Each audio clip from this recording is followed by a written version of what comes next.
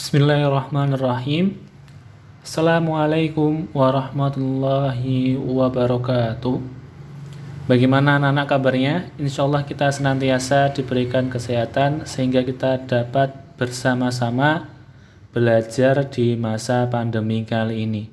Melanjutkan bab sebelumnya, kita akan mempelajari bab 3, yaitu cita-citaku menjadi anak soleh.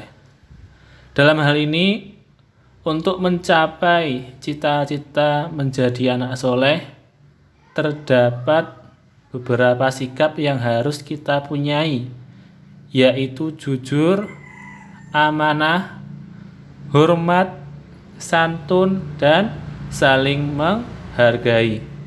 Sikap pertama, hal tersebut di sini dikisahkan pada zaman dahulu Umar bin Khattab bertemu dengan penggembala kambing. Kala itu Umar bin Khattab ingin menguji keamanahan ataupun kejujuran sang penggembala kambing dengan membelinya 1 ekor. Akan tetapi penggembala kambing waktu itu tidak mengizinkan dikarenakan memiliki sikap amanah dan jujur. Dengan kejujurannya, penggembala kambing tidak menjual kambingnya kepada Umar bin Khattab kecuali atas izin sang pemilik.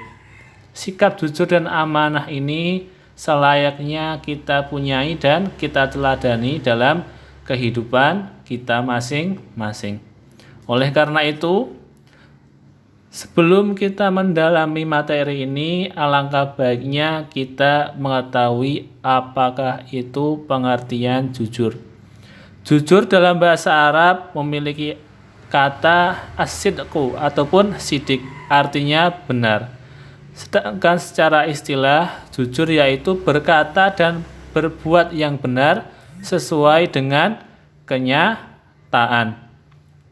Jujur dalam ucapan, apakah itu jujur dalam ucapan? Yaitu menyampaikan sesuatu dengan benar sesuai dengan kenyataan. Sedangkan jujur dalam tindakan ataupun perbuatan artinya bertindak sesuai dengan kenyataan. Dan jujur lawan katanya yaitu dusta. Dalam bahasa Arab disebut dengan al-kazibu.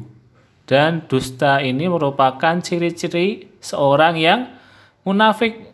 Apabila kita jujur dalam perbuatan dan apabila kita jujur dalam ucapan, maka kita akan senantiasa dipercaya oleh masyarakat sekitar. Dalam hal ini yang termaktub dalam hadis tentang perilaku jujur dari Abdul Ibnu Mas'ud, Rasulullah SAW bersabda, "Alaikum bisidqi fa inna sidqa yahdi ilal birri wa innal birra yahdi ilal jannah." Rawahu al-Bukhari dan Muslim. Sesungguhnya jujur itu membawa kepada kebaikan dan kebaikan itu membawa ke surga. Sehingga ketika kita melakukan sebuah kejujuran, lisan berkata jujur akan mendapatkan kebaikan, sehingga kebaikan tersebut dapat didapat di dunia serta di akhirat. Dalam hal ini, bagaimanakah contoh kita menerapkan perilaku jujur? Yang pertama, kita tidak mencontek dalam ujian.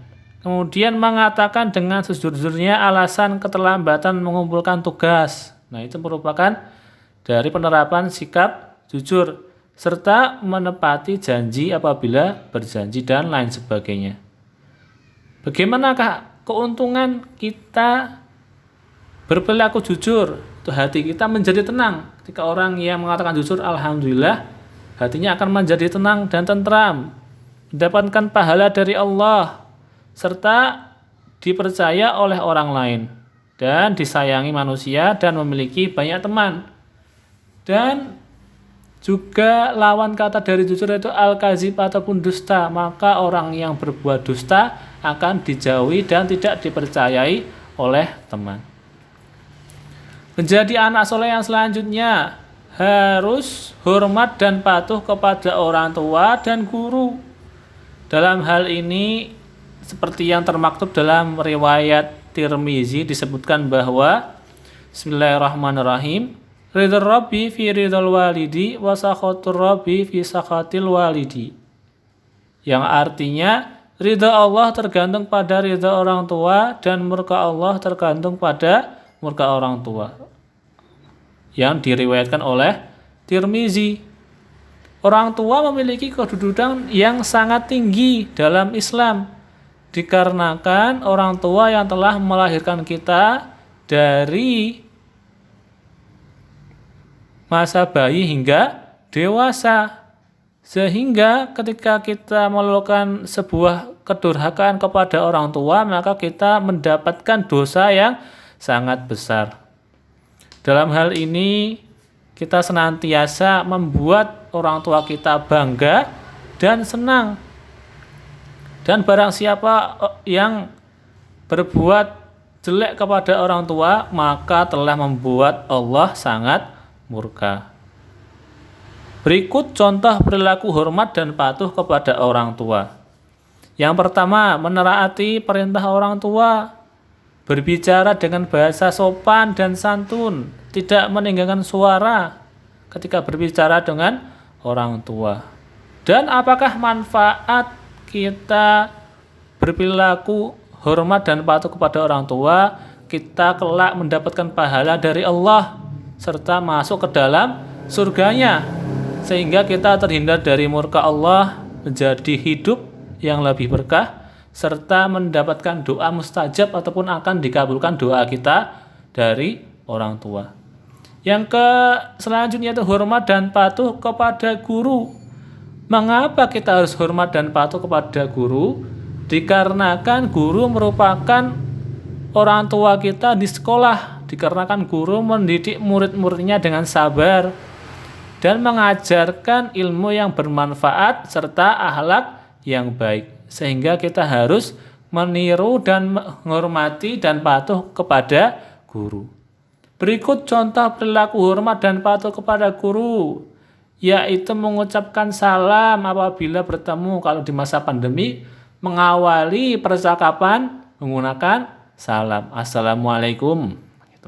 Kemudian mengikuti pembelajaran dengan hati ikhlas dan penuh semangat, mengerjakan tugas yang diberikan sesuai dengan waktunya, dan selalu menyimak apa yang diajarkan oleh Bapak Ibu guru.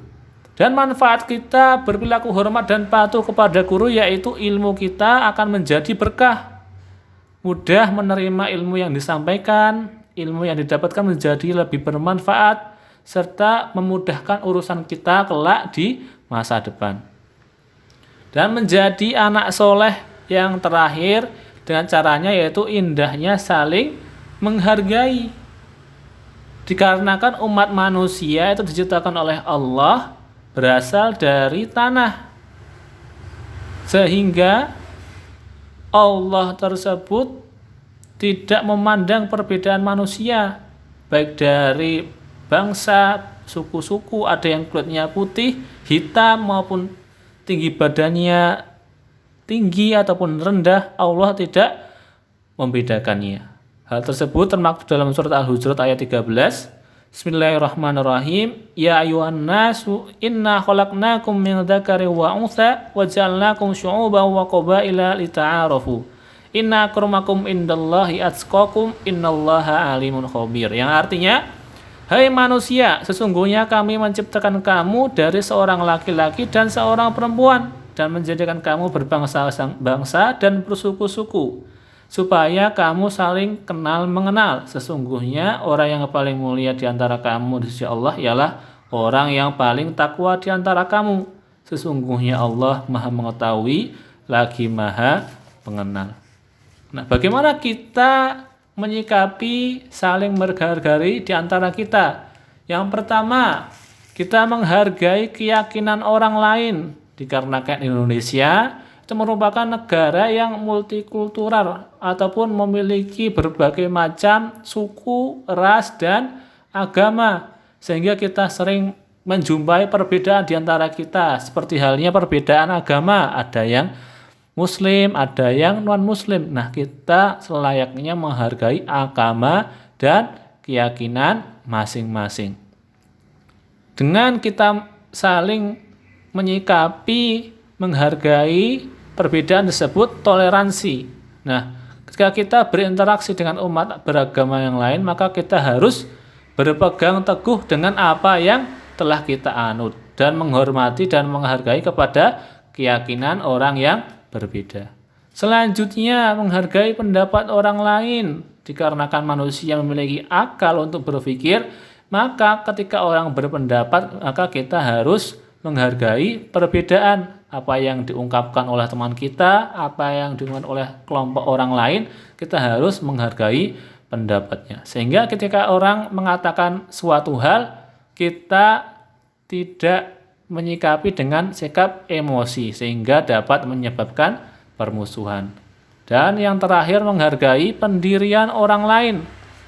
Ketika kita sebagai umat Islam di Indonesia memiliki perbedaan dalam hal peribadatan, seperti adanya sholat subuh, yaitu adanya doa kunut.